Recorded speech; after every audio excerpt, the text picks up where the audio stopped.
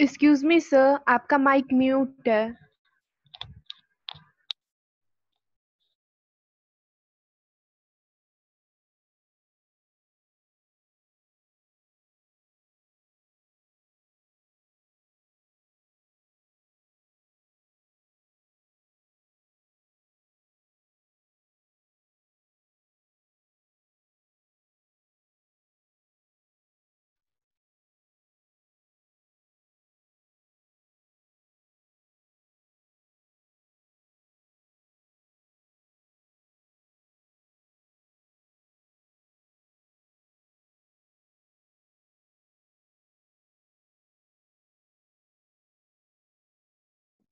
Sir नहीं सुनाई दे रहा है।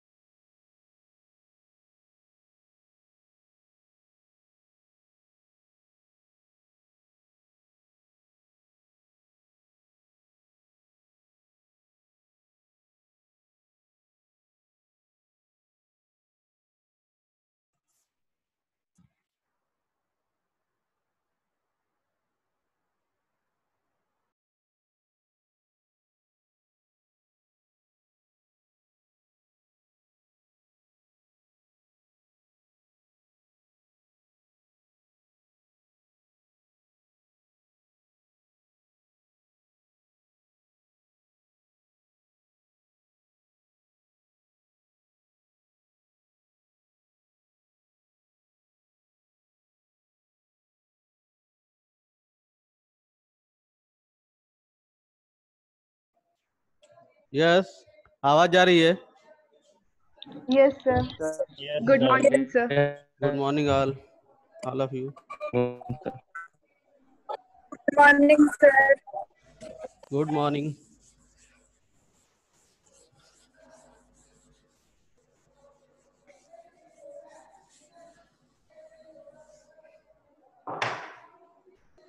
कल मैंने एक थ्योरम प्रूव की थी कि कोई स्क्वायर मैट्रिक्स है, उसके एडजॉइंट से अगर मल्टीप्लाई किया जाए तो ए इंटू एडजॉइंट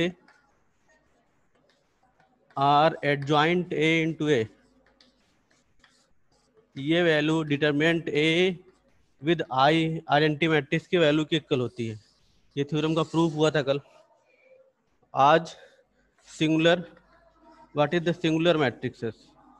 कई बार 1 मार्क्स से पूछता है कि सिंगुलर मैट्रिक्स किसे बोलते हैं। If A is square matrix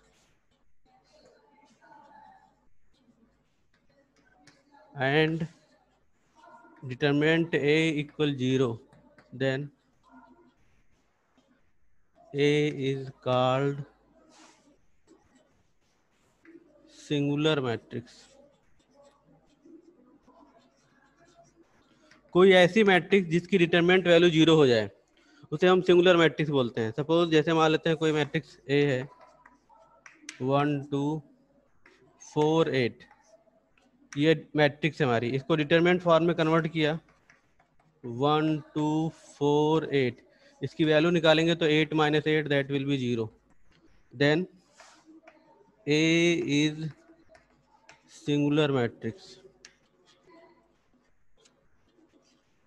ऐसी कोई भी मैट्रिक्स जिसकी डिटरमिनेंट वैल्यू 0 हो जाए उसे हम सिंगुलर मैट्रिक्स बोलेंगे। स्क्वायर मैट्रिक्स,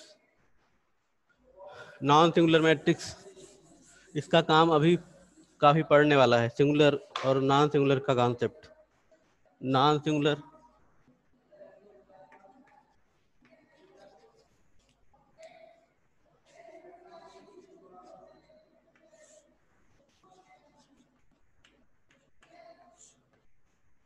ए मैट्रिक्स, अब यहाँ पे स्क्वायर मैट्रिक्स ऑलरेडी इंक्लूड है क्योंकि हम स्क्वायर मैट्रिक्स को डिटरमिनेंट फॉर्म में कन्वर्ट कर सकते हैं। A matrix is called, a matrix A is called non singular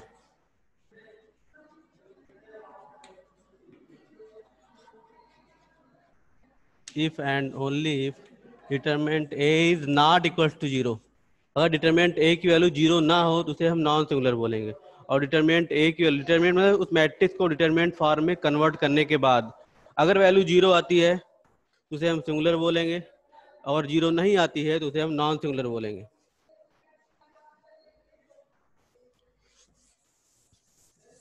इसके बाद कुछ थ्योरम्स हैं, दोज आर विदाउट प्रूफ, से प्रूफ करने की जरूरत नहीं, खाली उसका स्टेटमेंट जानने की जरूरत है। तो थ्योरम नंबर जो भी हो, नंबर मुझे नहीं याद है, थ्योरम नंबर 3 और 4 जो भी है।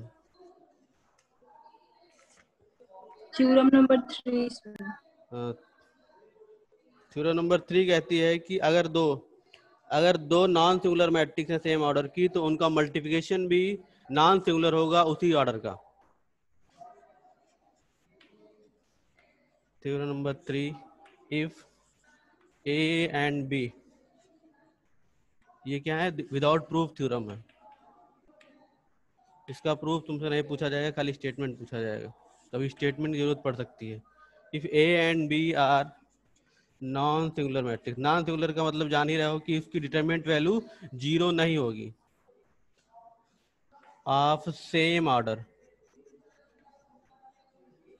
then multiplication of the matrix AB is also a non-singular matrix.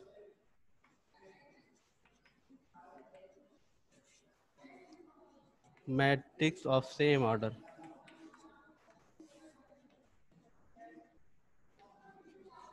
मतलब ये भी क्या होगा, ये भी उसी ऑर्डर की मैट्रिक्स होगी और ये भी नॉन सिंगुलर होगी। इसके बाद एक और है, वो भी विदाउट प्रूफ है।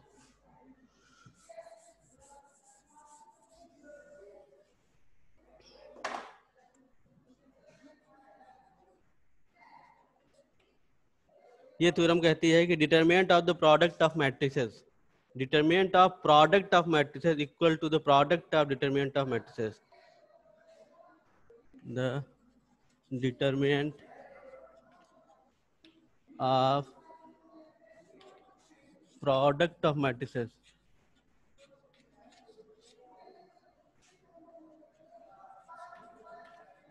is equal to product of determinant of matrices। इसका कहने का क्या मतलब हो गया, अगर मान लें कि दो मैट्रिसेस हैं, तो अगर उनकी प्रोडक्ट ले लें ए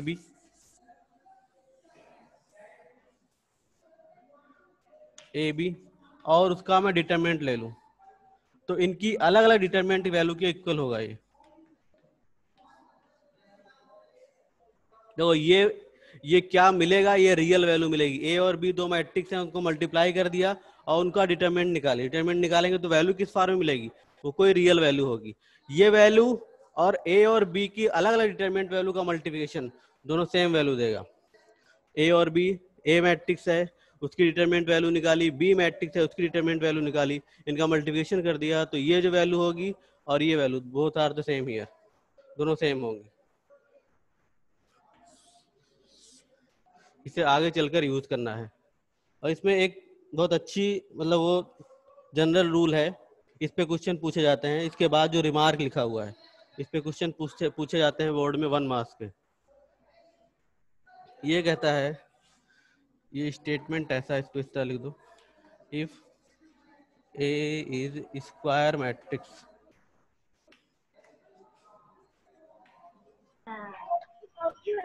ऑफ ऑर्डर n, then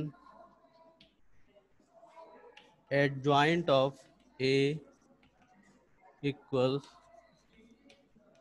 अगर एडजॉइंट का मतलब कोई एक मैट्रिक्स है वो ऑर्डर n की है, ऑर्डर n लिखने मतलब वो स्क्वायर ऑलरेडी स्क्वायर हो गई, तो अब यहाँ पर हम अगर उसके एडजॉइंट का डिटरमिनेंट वैल्यू निकालें, उसके एडजॉइंट का डिटरमिनेंट वैल्यू उस ए के डिटरमिनेंट वैल्यू के पावर n-1 के इक्वल होगा। मतलब डिटरमिनेंट को हम n-1, ये वैल्यू होगी, इसको n-1 टाइम्स मल्टीप्लाई कर दें तो उसके इक्वल आएगा। मतलब एक पावर कम हो जाएगा, अगर ये n होगा तो ये n-1 होगा। सपोज मेरा कोई डिटरमिनेंट हमारा 3 ऑर्डर का है, इसी को जनरल थोड़ा सा पर्टिकुलर बना लें। ये तो n मीन्स क्या हो गया, ये जनरल फॉर्म हो गया। तो मान लेते हैं इफ, इसी में example as if A is square matrix of order n.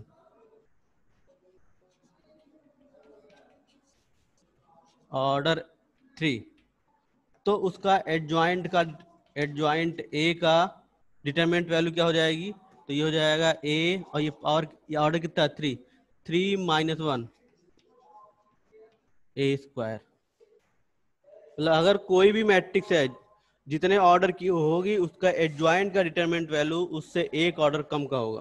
अगर ये 3 है, ए 3 है, तो उसका एडजॉइंट का डिटरमिनेंट निकालोगे तो डिटरमिनेंट वैल्यू का पावर में एक कम हो जाएगा, वो 2 ऑर्डर का होगा।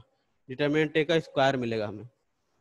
इसको प्रूव कर लेते हैं। ये तो जनरल फॉर्म था, इसी फॉर्म को प्रूव कर लेंगे और ये जनरल फॉर्म को वेरीफाई कर देगा, क्योंकि एन ऑर्डर का मैट्रिक्स निकालना थोड़ा कठिन होगा।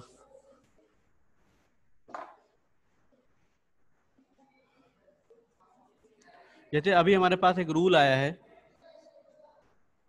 कि ए इंटू एडजॉइंट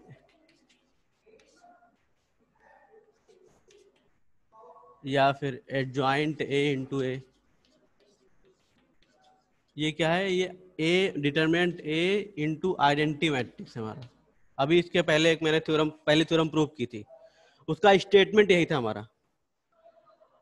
अगर मैं अब ये हम चाहे तो इसको इसके इक्वल लिख सकते हैं ना, तो हम लिख दें सपोज, या इसको इसके इक्वल, तो हमने इस पार्ट को राइट एकदम लास्ट वाले के इक्वल लिख दिया। हमने लिख दिया A adjoint A equal determinant A into identity matrix. और इसके ठीक पहले एक थ्योरम मैंने बताई कि product of determinant of matrix equal to determinant of product of matrices. मतलब अगर कोई दो मैट्रिक्स है, उनको मल्टीप्लाई करके उनका डिटरमिनेंट ले लिया जाए तो उनके अलग अलग डिटरमिनेंट की वैल्यूज के इक्वल होगा। तो हम यहाँ पर क्या करें, इनका हम डिटरमिनेंट ले लें ऐसे।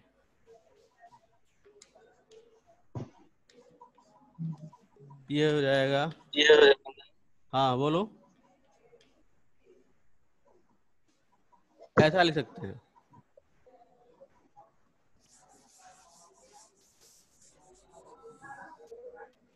और अभी एक रूल और, यही इसमें अगर हम ये रूल लगा दें, ये वाला पार्ट, तो इसको हम अगर हम ऐसा लिख सकते हैं,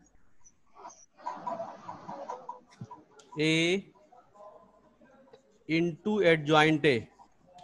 इसको क्या लिख सकते हैं? इसको अलग अलग लिख सकते हैं ऐसा।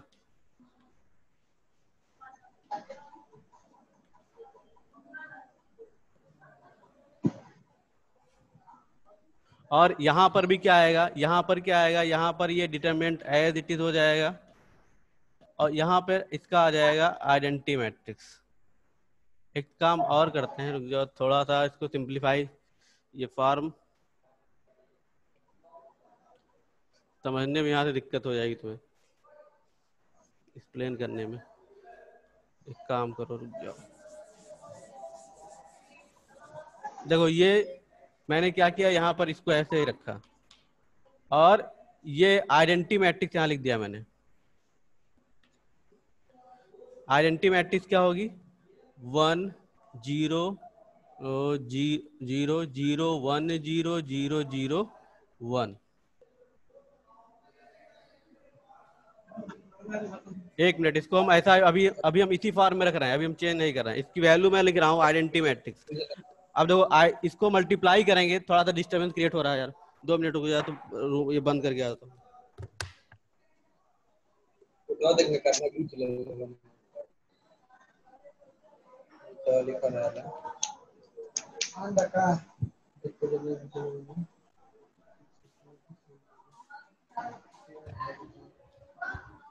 One minute, sorry. हाँ जरा इधर देखो तो। हाँ बात नहीं। अब यस यू, कितने स्पीकर ऑन किया है? हाँ अनुभव सिंह, प्लीज म्यूट करो अपने को। अब देखो ये इसमें अगर हम वैल्यू मल्टीप्लाई करेंगे तो हम जानते हैं मल्टीप्लिकेशन किस में होता है, ये पूरे हर एलिमेंट में हो जाता है डिटरमिनेंट के फॉर्म में। तो हम इसको ऐसा लिख सकते हैं। अब इससे तो 0 है, ये यहाँ पे हो गया,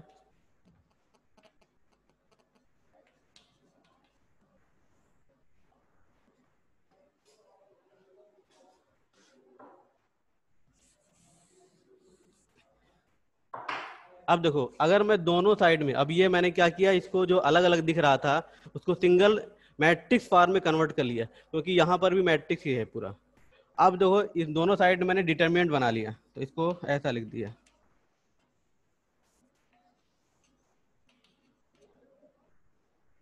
जहाँ ना समझ में आया प्लीज बोल देना। ये हो गया A 0 0 0 डिटरमिनेंट। अब देखो ये डिटरमिनेंट हो गया, ये राइट हैंड साइड में, अभी तक ये मैट्रिक्स था। अब डिटरमिनेंट हो गया तो हम रो या कॉलम वाइज हम एलिमेंट को डिटरमिनेंट, जो मैट्रिक्स में कॉमन का रूल क्या होता है, सारे एलिमेंट्स में वो होना चाहिए तब कॉमन होता है। जैसे हम यहाँ से कॉमन निकालते हैं तो सिंगल डिटरमिनेंट ए कॉमन निकलता है। अगर मैट्रिक्स में डिटरमिनेंट में जो कॉमन होता है वो रो वाइज कॉलम होता है, ये कॉमन होता है, ये कॉलम वाइज कॉमन होता है। तो हम ये मान सकते हैं कि जो जैसे ये है डिटरमिनेंट है, ये सब में मल्टीप्लाई है, फर्स्ट रो के सारे एलिमेंट मल्टीप्लाई है। इसी तरह से डिटरमिनेंट है सेकेंड रो के सारे एलिमेंट मल्टीप्लाई है, ये डिटरमिनेंट है थर्ड रो के सारे एलिमेंट मल्टीप्लाई है। मतलब अगर डिटरमिनेंट ए निकालना है तो 3 बार निकलेगा मेरा, फर्स्ट रो से निकलेगा, सेकेंड से निकलेगा, थर्ड से निकलेगा। तो ये बन गया क्यूब। यहाँ पे क्या बचा, यहाँ 1 बचा, 1 0 0 0 1 0 एंड 0 0 1। और एक चीज याद रखना, कोई भी आइडेंटिटी मैट्रिक्स है उसको डिटरमिनेंट फॉर्म में कन्वर्ट करोगे तो हमेशा वैल्यू 1 आती है, चाहे वो 2 ऑर्डर 3 ऑर्डर किसी ऑर्डर की हो। जैसे ये है आइडेंटिटी मैट्रिक्स 2 ऑर्डर की है, इसको डिटरमिनेंट फॉर्म में कन्वर्ट किया, देख लो 1 - 0 दैट विल बी 1, यहाँ पर भी 1 ही आएगा।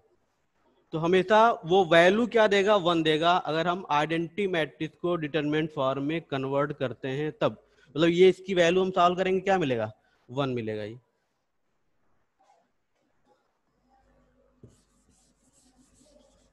अब जरा देखो यहाँ पर लेफ्ट हैंड साइड में 2 मैट्रिसेस हैं, एक ये और एक एडजॉइंट, एक ए और दूसरा एडजॉइंट है। अभी मैंने रूल पढ़ा है, अभी थ्योरम पढ़ी है कि अगर 2 मल्टीप्लाई हैं तो उनको अलग अलग हम डिटरमिनेंट के फॉर्म में लिख सकते हैं। जैसे हम क्या लिख सकते हैं, ए और दूसरा हो गया एडजॉइंट ए, दोनों अलग अलग डिटरमिनेंट बना दिया। और यहाँ पर ये ए क्यूब हो गया और इसकी वैल्यू, इतने पार्ट की वैल्यू ये हमारी 1 हो जाएगी, यहाँ वैल्यू लिख दी। इसको राइट हैंड साइड लेके डिवाइड कर दिया, तो adjoint A determinant value equals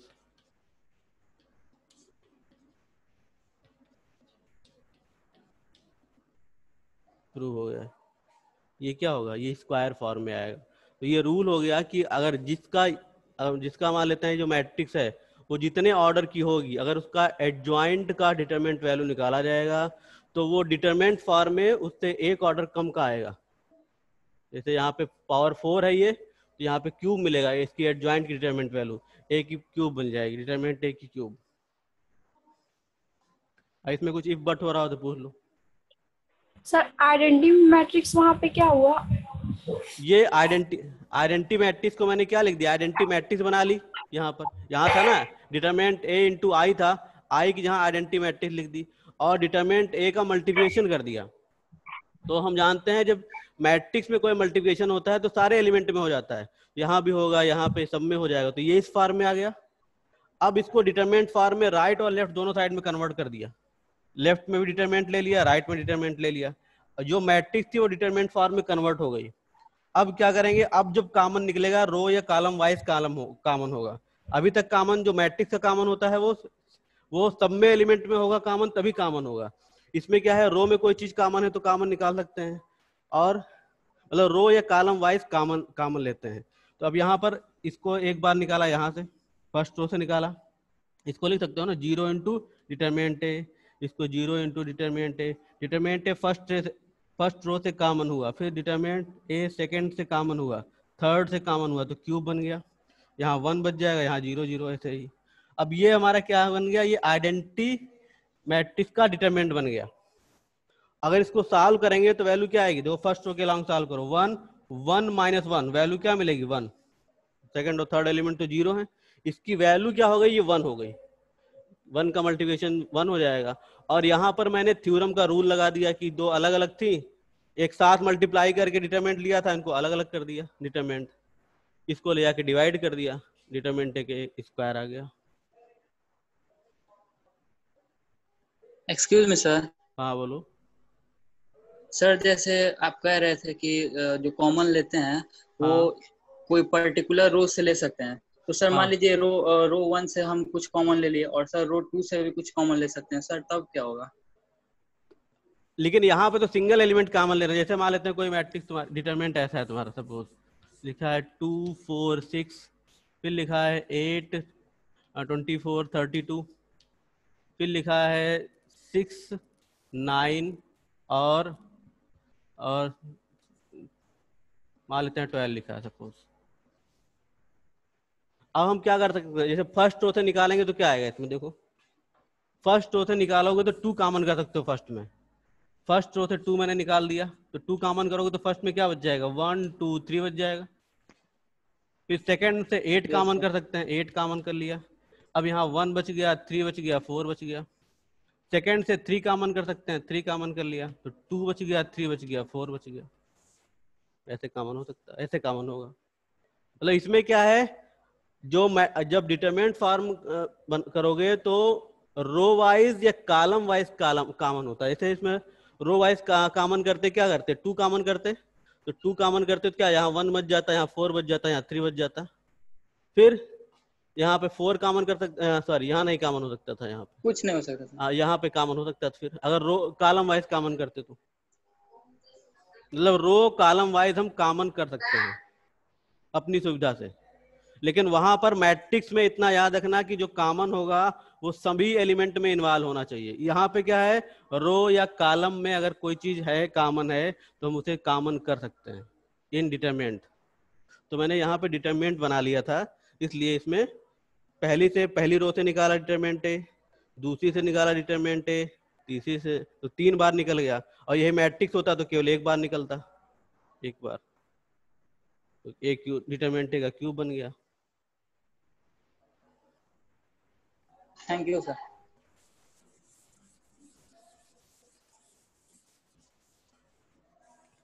इसके बाद एक बड़ी इंपॉर्टेंट थ्योरम है इसमें, a square of matrix is invertible if and if it is a non singular matrix. मतलब किसी मैट्रिक्स का इनवर्स हम तभी निकाल सकते हैं जब उसकी डिटरमिनेंट वैल्यू 0 हो, इनडायरेक्ट वे में। क्या कह रहा है कि square matrix is invertible theorem. इस थ्योरम से एक स्टेटमेंट निकलता है, एक फार्मूला निकलता है, वो बड़ा यूजफुल है और उसी से क्वेश्चन सॉल्व होंगे आगे। A square matrix is invertible if and only if, ये I डबल एफ लिखने का मतलब होता है if and only if it is non singular matrix.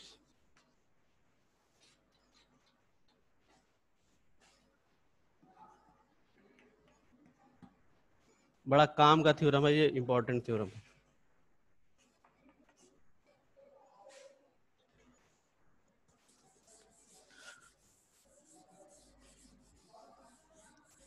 और इसका प्रूफ हमें देखना है, करना है।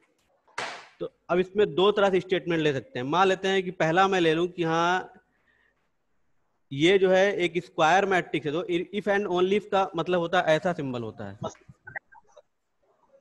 तो हम इस स्टेटमेंट से यहाँ पे जा सकते हैं और इस स्टेटमेंट से यहाँ पर भी जा सकते हैं। मतलब कि कोई स्क्वायर मैट्रिक्स इन्वर्टिबल है तो उसे नॉन सिंगुलर भी प्रूव कर सकते हैं, और कोई नॉन सिंगुलर मैट्रिक्स है तो हम उसका प्रूव कर सकते हैं कि वो इन्वर्टिबल भी होगा। शांतनु, तो अब मैं पहला यहाँ से डायरेक्ट में जा रहा हूँ पहले कि कोई इन्वर्टिबल मैट्रिक्स है तो मैं प्रूव कर दूं कि ये इन्वर्टिबल है, तो surely and certainly it will be A non singular matrix. Non singular का मतलब इतना ही होता है कि इसकी डिटरमिनेंट वैल्यू 0 नहीं होगी। तो फर्स्ट पार्ट इसका प्रूफ का, let A B A square invertible matrix, an invertible matrix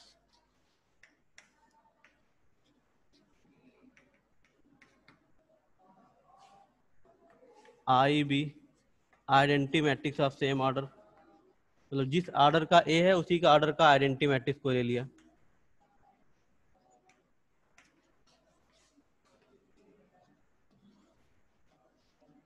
and B is also, B is a matrix, also a matrix of same order.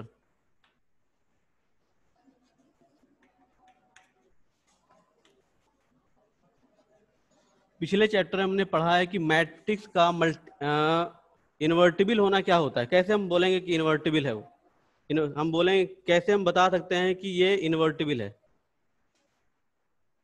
Anyone of you? अगर मुझे ये prove करना है कि ये invertible है तो कौन सी कंडीशन फॉलो करेगा, कैसे पता चलेगा? Yes sir. बोलो। हाँ शांतनु। देखो अगर मान लेते हैं कोई मैट्रिक्स इन्वर्टिबल है तो कंडीशन क्या होगी, जैसे मान लेते हैं इन्वर्टिबल होने मतलब क्या, उसके साथ कोई इसका इन्वर्स एग्जिस्ट कर रहा होगा। तो मान लेते हैं अगर बी इसका इन्वर्स है सपोज, तो A B equals B A equals identity matrix आएगा। मतलब अगर हम बोल रहे हैं कि ये इन्वर्टिबल है तो जो इन्वर्स होगा, what is the B here, B is the A inverse, तो उसके इन्वर्स से अगर उसको मल्टीप्लाई करें तो आइडेंटिटी मैट्रिक्स जनरेट होगा, या फिर कन्वर्ट कर लें तब भी जनरेट होगा। मतलब यहाँ पर कॉमटेटिव लॉ होल्ड करता है और उसकी वैल्यू आइडेंटिटी मैट्रिक्स होती है। अब मुझे क्या प्रूव करना है, यहाँ पर बी क्या है, what is the B here, हमने पहले ही बोल रखा है कि ए इन्वर्टिबल है, ए इन्वर्टिबल है और इसका इन्वर्स एग्जिस्ट कर रहा है। And what is the B here, B is the inverse of A, B A का इन्वर्स है। इसका प्रूफ बड़ा अच्छा है। अब देखो यहाँ पर अगर मैं ये वैल्यू इसके इक्वल है सपोज, तो मैं अगर ऐसा लिख दूं ए बी इक्वल्स आई, दोनों साइड में अगर इसका हम डिटरमिनेंट बना लें,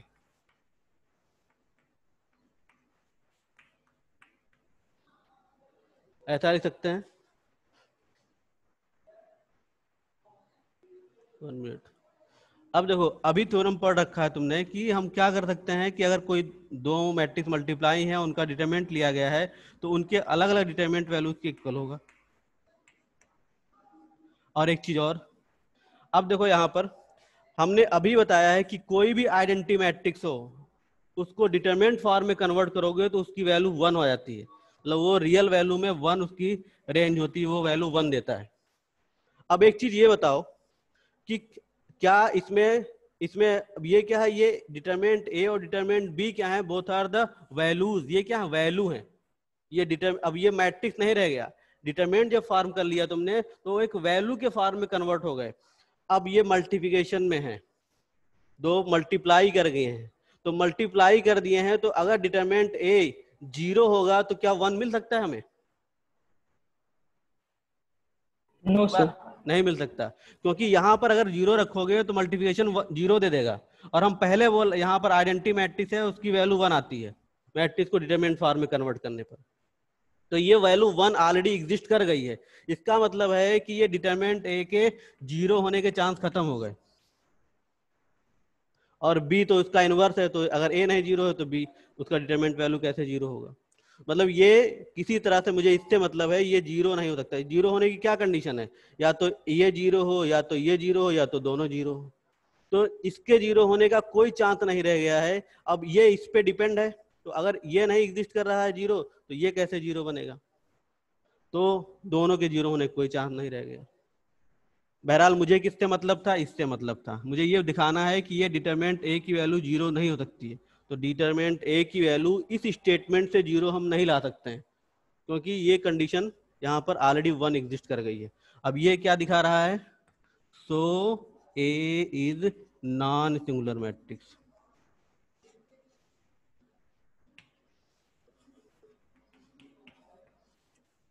मैंने इसको स्टेटमेंट को कब कैसे गेन किया, जब मैंने इन्वर्टिबल कंसीडर किया है ए को, तब गेन किया है कि अगर ए इन्वर्टिबल है तो उस कंडीशन में वो नॉन सिंगुलर होगा। इसका आगे जो हम इक्वेशन यूज करके वैल्यूज निकालेंगे उसमें इसका बड़ा यूज है कि पहले हम क्या करते हैं, उसको डिटरमिनेंट वैल्यू देख लेते हैं। अगर डिटरमिनेंट वैल्यू 0 होती है तो उसका मतलब उसमें एक्स वाई जेड की वैल्यू एग्जिस्ट नहीं करती है, तो वहां पे बड़ा काम आता है ये कॉन्सेप्ट। बहरहाल यहाँ पे मुझे ये पता चल गया कि इन्वर्टिबल कंडीशन तभी एग्जिस्ट करेगी तब जबकि वो नॉन सिंगुलर है। अगर इन्वर्टिबल बोल दिया तो सर वन कैसे हो गया? हैं? इसकी सर वैल्यू वन कैसे? भाई कोई भी अगर मान लेते हैं, ये क्या है, आइडेंटिटी मैट्रिक्स है। आइडेंटिटी मैट्रिक्स की हमेशा डिटरमिनेंट वैल्यू 1 होती है।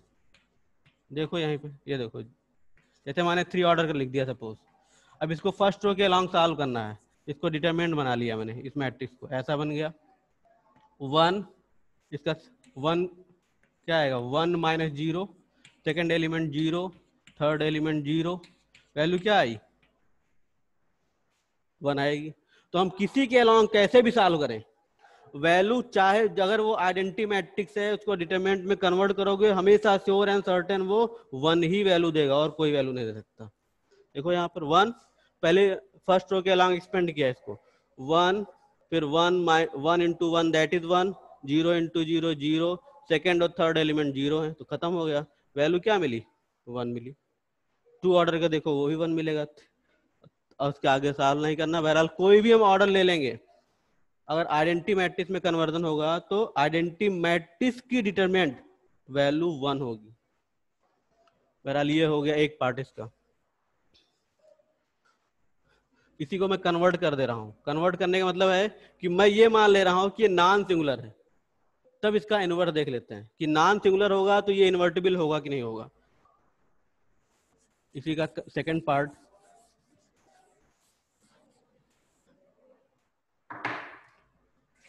let A is a non-singular matrix.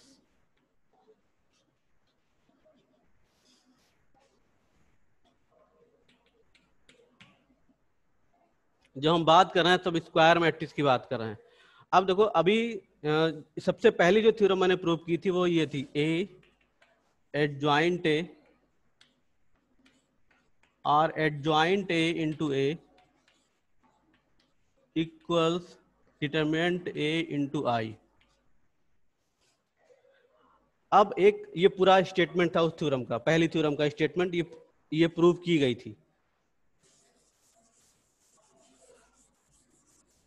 अगर पूरी इक्वेशन को हम डिटरमिनेंट A से डिवाइड कर दें, लिख दें डिवाइडिंग बाय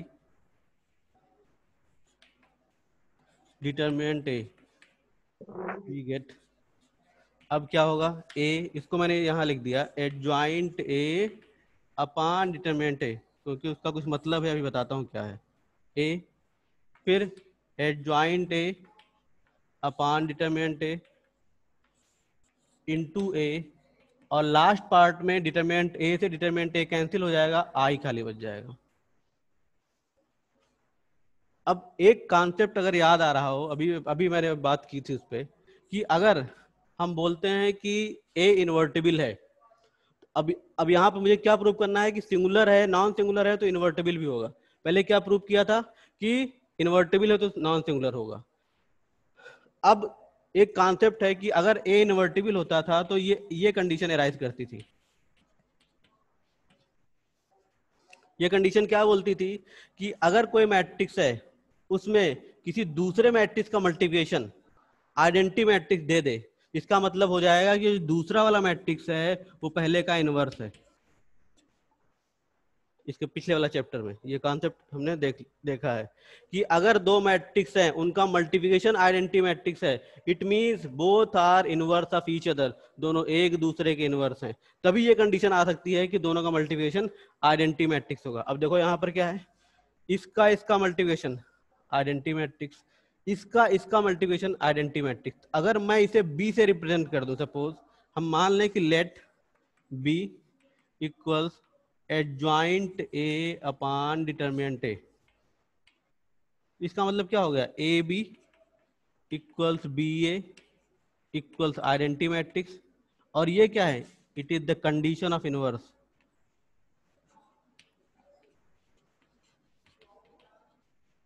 ये इनवर्स की कंडीशन है और ये दिखाती है कि B is the inverse of A।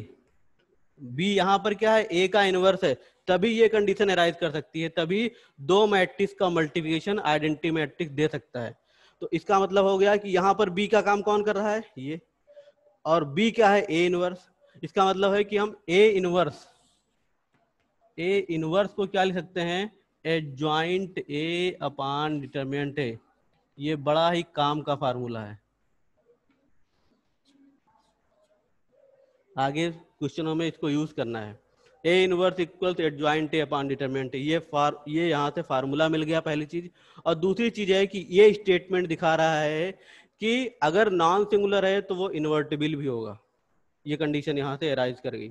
So A is invertible.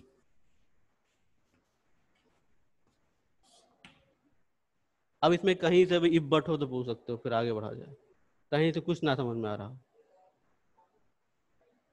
देखो एक बार फिर से मैं थोड़ा रिवाइज कर दूं, बहुत ही कम समय बचा हुआ है। नॉन सिंगुलर कंडीशन मैंने ले ली, नॉन सिंगुलर है इसका मतलब है कि ये इसकी डिटरमिनेंट वैल्यू 0 नहीं होगी। और ये कंडीशन यहाँ पे हम लिख सकते हैं, और ये पहली थ्योरम की कंडीशन है, A adjoint A into A determinant A equals into I. मैंने पूरे को डिटरमिनेंट से डिवाइड कर दिया ए से।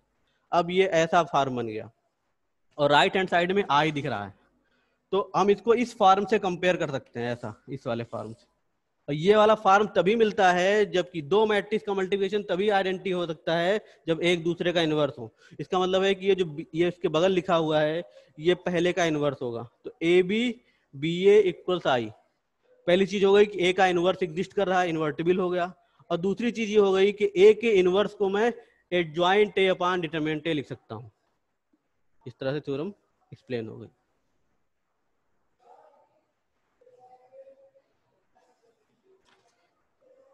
अब इसमें कुछ भी कहीं से जितना पढ़ा है कहीं कोई प्रॉब्लम हो तो पूछ सकते हो।